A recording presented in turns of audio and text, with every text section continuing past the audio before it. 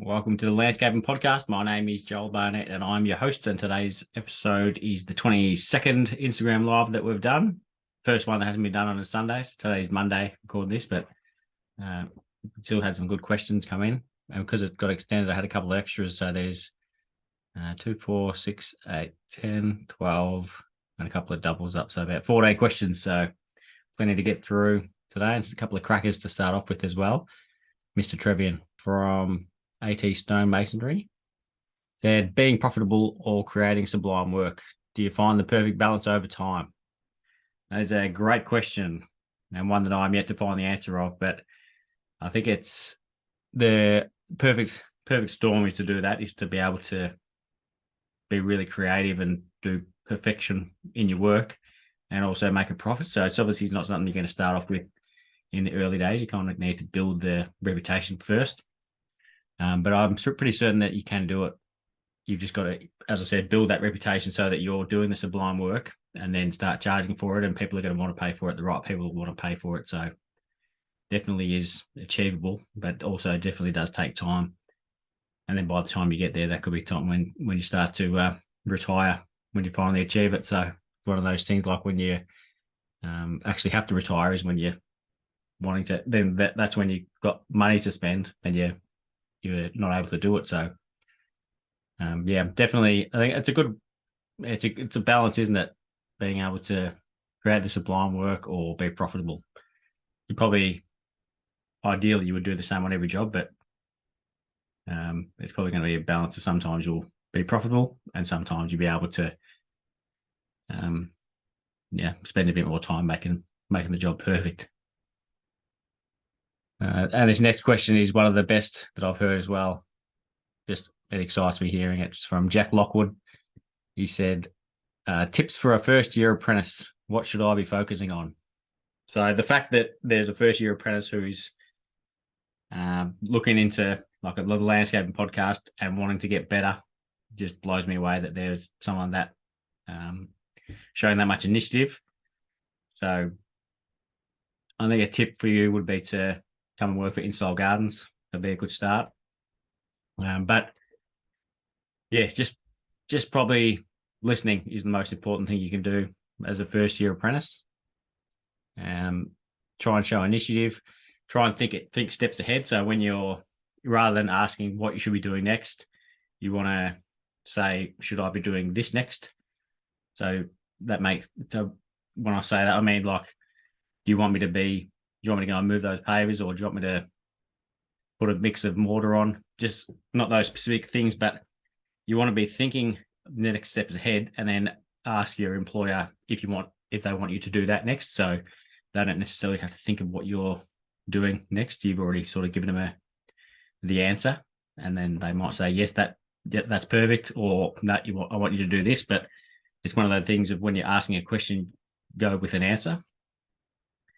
But yeah, and just listening to podcasts will be a good thing as well. So then you're going to hear the way other business owners think. So then you can have that sort of mindset as well. So you can sort of understand the way your employer thinks. So then you can, a lot more things are relatable that way. But yeah, it just excites me that there'd be a first year apprentice who's actually interested in wanting to be better. Whereas the majority of them they're just doing a job and just want to roll over one day after the next. They don't really care. So got no doubt that you'll be successful just from having that mindset. So awesome to hear. Rich Earth Landscape said, are you strict with your job schedule, or will you try to squeeze in regular clients to keep the relationship? So I don't have a lot of regular clients because it's such a high dollar value. A lot of the times in saying that, I was at an appointment today on a job that we did some work at 16 years ago, which is pretty wild. So when I was an employee, but that's obviously not regular. If it's every 16 years, I'm not sure I'll be still going in 2039. What will I be then? 56? Probably not. But we have had some clients who we do little bits and pieces for, and worked on also different properties, and I do look after them. They're more likely to get their job done before someone like a cold call, someone who books in who you haven't worked for. And that's because you worked for them before, they like your work, you like them as a client. So it's just a great relationship. So there are times where you do make those accommodations. It's also good to, if you, when you're booking work in, to leave a bit of a gap. Like it only needs to be a week or two, but you always know that you're going to be able to, like the next job that's booked in, worst case scenario, you can bring that forward if you don't have any others that fill it in. But if you've got some time available, you can, like if there's a paving project that comes on, or just a small garden planting job or something that's small and only a week or two, you can quote that profitably and then bring it and then squeeze that in. And if that doesn't come along, you bring the other job that's been booked in, bring that forward, because everyone's always happy to have their job done sooner than when it was originally done. The undersell and over deliver mindset. So I reckon that's a good way to do it. I think Renata Fairhall is a good episode. So episode 100, and she spoke about that with her designs. That she'll leave gaps, and she could either squeeze in a project for a client if she's done work for, or she might just want to go surfing or snowboarding, or if you're leaving a gap, there's so many more options you can use to fill it in. Whereas if you're not leaving gaps, then you're just working your tail off and always struggling to get the work done. Peter Donegan said, "Not a question, but loving the last episodes. Thanks a million for making them." Thank you, Peter. Peter was just a judge at one of the garden shows in the UK. I think that was this weekend, actually. Two Cubs Camping said, "What would you like to see in a landscape-specific app, and would you use it?" I probably wouldn't use it because there's some out there that are pretty good, but my business size doesn't really justify any expense on having those apps. Like we use Trello, which is free, and that does everything that we needed to, which is just being able to see all the projects on an app, so we can see the designs and the quote, and you can upload any documents to it. You can have checklists in there. So yeah, we're pretty simple like that. So it's probably a better question for someone who's got more employees, because when you got more employees than two like I've got, that's when you sort of need to start using those things and have everyone communicate together more often.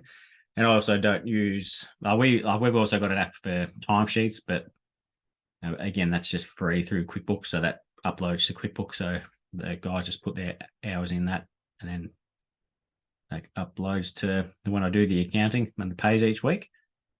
So nothing that I'll be looking for, because I reckon, I haven't had a good look into it, but I reckon Synced Up would be one to look at if you're wanting to see what a lot of landscapers want. That seems to be the most popular one in North America. Like they have a lot of apps that are popular over there, but they're more for maintenance folks. But Synced Up doesn't seem as suitable for maintenance because it's more construction, and that's got basically a lot of apps all wheeled into one. So, and I think it might be so let's say it might be $400 or $450 a month, but that's US dollars, so it's pretty expensive. And that only works with QuickBooks as well. So something I'd be looking for if I was creating an app would be to make it suitable for MyOb and QuickBooks and Xero and as many of those accounting programs as you can, because you don't want to isolate the potential market that you can sell to. I don't know how easy it is to make them relevant to all the different accounting platforms, but it's certainly something that I would look into if I was organising an app. But yeah, I don't have any need for one, so I wouldn't use one. Matt Borland said, "From the start, how do you liaise with?" I'll start again. From the start, how do you liaise / communicate with potential clients on what their goals are? I think it was Jason King from King's Landscapes. He had a good suggestion. What he does with his designs is he sends out and this is something I've been looking at doing too, but he sends out a questionnaire for the client. So they'll fill that in before he go out and meet them. So then then he's got a lot of answers to the questions like budget and style and things they want to keep and things they want to move within their garden. So that's an awesome way to do it. And we did, the landscape architect had come up with a questionnaire, and then I just forgot about it. So we haven't actually sent it out to anyone yet. That's something I might get back onto, because I think it's a great idea and the best. So you can get some information before you head out there. So if there's something that they like a particular style or something, and you're not too familiar with it, then you can do a bit of research on it. So if there's a style that they like and it doesn't seem like it would work in the area that they are, like the suburb that they're in, and then you can research if it's going to work there. So the more information you can get before you head out there, the better. And that can also make it a shorter time on site if you've got that information, so you're not asking as many questions, or you're going to have more qualified questions that you can ask them. But in terms of what I do, it's just talking to them on the spot. So it's not, there's not much pre-done that I do. So that's something I can work on as well. I reckon a questionnaire is the way to go. And sending that out. So as soon as they contact you, you work out, say, yep, this is what we do. Like if you're doing a design, for example, this is what we charge for a design. This is how the process works. Let us know if you're happy to proceed. We'll send you out a questionnaire. And then once you send that back, then we'll come out to see you. They could also, like if you are going to put a budget question in there, rather than saying what's your budget, you give them options on what the budget is. So, and if you don't want to do projects that are less than, say, $40,000, you can say the budget, these are your budget ranges. So 40 to 70,000, 70 to 100, et cetera. So then they can circle which one they want. And if they say that it's less than 40, then we say, well, we don't work in that market, so we can't help them, sorry. So then that saved you all you've done is send out the questionnaire, and that saved you time going out to an appointment that you would never have got any work from anyway. Cam from Abcam Horticulture said, what's something you've done or changed in the business and wished you'd done it years ago? Definitely having the separate accounts for things like pay as you go and GST, and in a perfect world, like just about everything. So you could put put one for work cover, employee long service leave, the superannuation I'd pay that weekly anyway. But just I would have 25 accounts in a perfect world, and just put little bits into every account as money comes in, or every month, or just do something that way. So then you're always, like, there's never any surprises. When you've actually got money in your account, it's actually there as profit, not just waiting for a bill to come in. Like that used to happen every quarter. I'd think, I'm going all right now, and then it's the end of the quarter, so then you've got to pay your PAYG and your BAS at the same time. So yeah, I can't stress enough. And actually, I was talking to Cam about this a couple of weeks ago, but the importance of having these accounts that you can put money aside in, rather than just having one account that everything comes out of and goes into. So that's best piece of advice would be to do that. Leaf by Leaf has got a couple of questions. Have you always had a depot/yard, and when did you make the call to commit to one?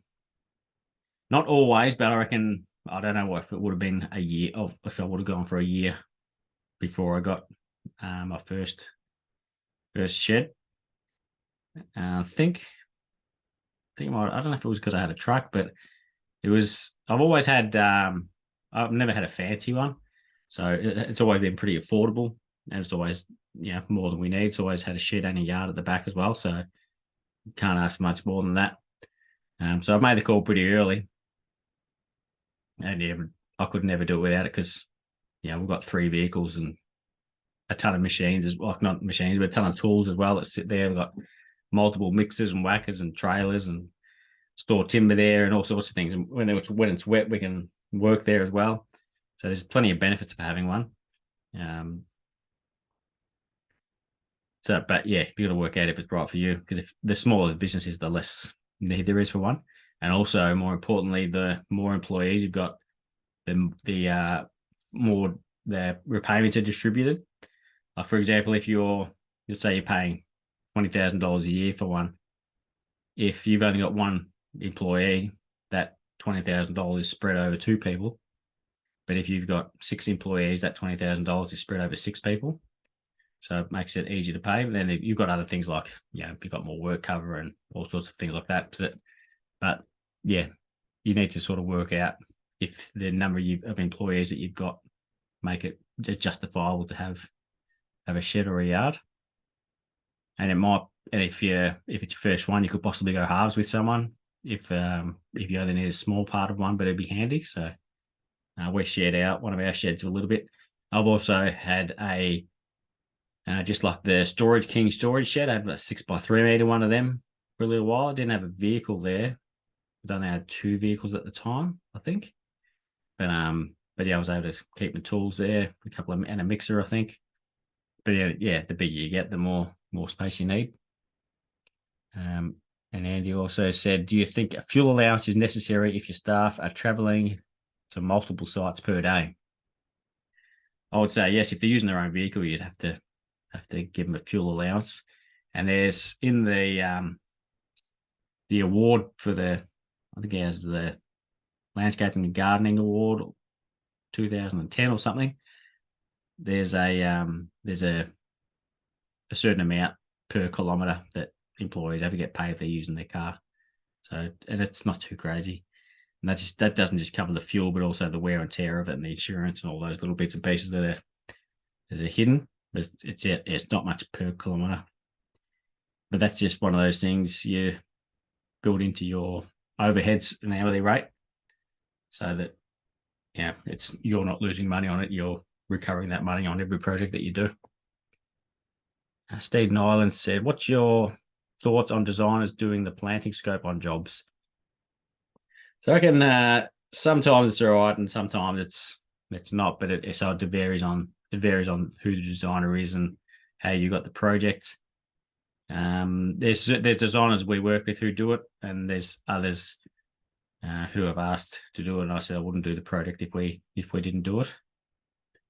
I'm not a fan of it, but yeah, some do it, and particularly if we're getting the job specifically through the designer, then and we know about it beforehand, then that's fine. But yeah, I think it depends also their reasoning behind it. Like if they're doing it because they care that much about the plants, so they might have worked with landscapers before who were useless and made a mess of the plants and didn't plant them properly or didn't put them in the right place. That could be why they do it. I've spoken a few times about how important it can be for the designers to be on site when the plants go in, because they can make changes. They're going to make the project look a lot more awesome than what it would have been if you followed the design to the letter, just because the things change slightly on site, or could be the orientation of a tree. So there's a lot of different ways where it's valuable for the designers to be on site for the plants, but they don't really need to supply them. But again, that could also be because they may have worked with a landscaper who got poor quality stock, so they don't want that to happen on their project again, because the client has hired them first, and then they may have recommended you as a landscaper. So it's kind of if there's bad stock going in there, it kind of goes back onto the designer as well. So there's definitely reasons for it, but I'm not a fan of it. And then Steve also said, as a designer, will you want to do planning scope if others build your designs? And never say never, but I wouldn't have thought I'll be doing that, other than if the same thing happens, what I was just talking about, if a certain landscaper I know is using plants and they're horrendous or tiny, there's certain nurseries I won't use because that's the stock they supply. So yeah, it's not something that I'll be doing, but yeah, you never know until you're in that situation. And it also depends on who the landscaper is and how much experience they've got.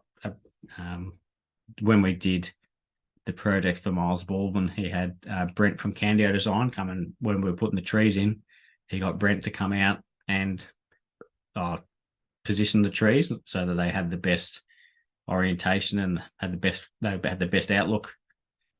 So, and yeah, that didn't bother me because they were supplying the trees and everything. But yeah, he's obviously got a lot more experience with putting the trees that were going in. So yeah, there's times when you want the designer to be out there, but yeah, it's not a black and white answer where it's definitely yes or definite no. There's always variations. Vertical Garden said, have you tried vertical gardens? I have, and I think I assume I'm still one of the recommended installers for what are they? The one that Martin Kellick pots and planters do. I think they might be called Vicinity Green Walls. So I've done a couple of those. I haven't done the Atlantis ones. They seem like they're a good size. Like I think they might be like an 8-inch pot rather than a 6-inch pot. But I'm not a vertical garden fan. They use an insane amount of plants, and they don't tend to get maintained all that well. Or when they don't get maintained well, they look horrendous. And when they get maintained well, they look really good. But they're a lot more expensive, a lot more maintenance involved than what you would think, than what most people think. I think they look good when they're maintained well. But yeah, I have tried them. Never design any into any project other than I like using little feature ones. Like I saw Steve Taylor from Cost Design did a couple that they were, I think, might have been made by Lump Sculpture. They were like a diameter of maybe a meter or 1200, and a circle which was powder coated black, and then they were filled with plants. So they were a unique item. It would have been expensive pieces, but rather than just doing a rectangle, that they were something that was a bit more unique. So I like those kind of things where they're little pieces of art, like living art, but not so much just the solid wall. Ainsley 490 said, in your episode last week with the West Australian landscaper, so Brady Skevington from Boutique Timeless Landscapes, he indicated a hatred for limestone. Why is that? But without asking him, I assume it's because it's so common in WA, so they just use it all the time. It's pretty similar with bluestone in Victoria. That's what everyone seems to use a lot over here, so you kind of get sick of using the same thing all the time. And that's why people in Victoria like limestone, and Brady got excited about the bluestone. It's just one of the grass is green on the other side things. I assume that's why it is anyway. And the last question for today comes from Bryn at Jones Landscapes. Do you use Landscaping Victoria contracts or use your own? So we use the Master Builders Association ones, which is a bit annoying because they're just so much of it is irrelevant to what we're doing, because it's the same ones you would use if you were doing a $400,000 renovation on your house. You'd use these same contracts.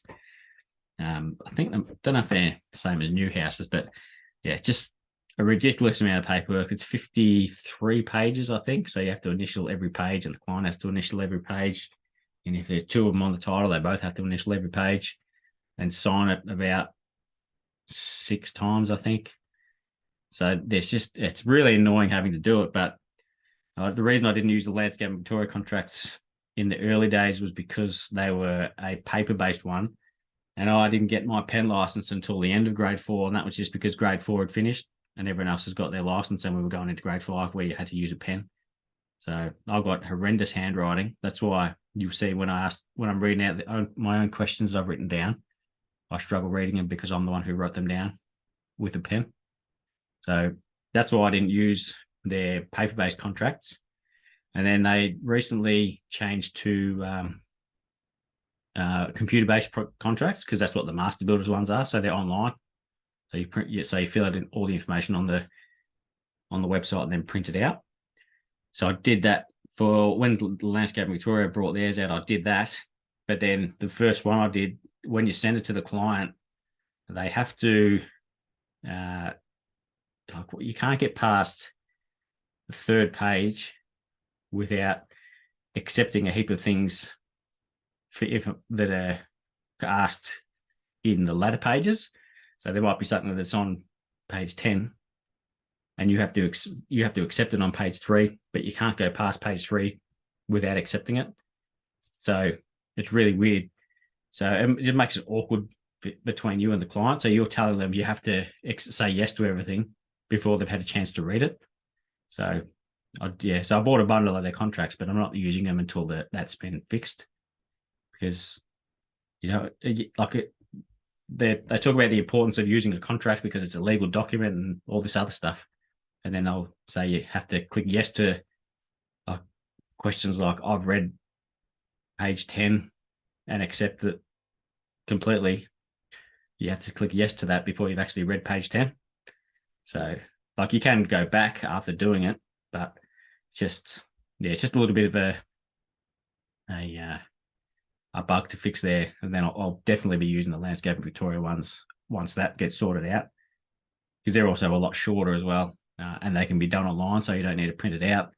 So there's way more benefits to doing that, but just got to be a bit more tied it up a bit more. And they did testing for it beforehand, but nobody picked that up who did the testing for it. So, and it's obviously not that easy to change things when you're using these online contracts. So don't use it at the moment, but once they get that sorted out, then I'll definitely be using it, because I've got 10 sitting there ready to go.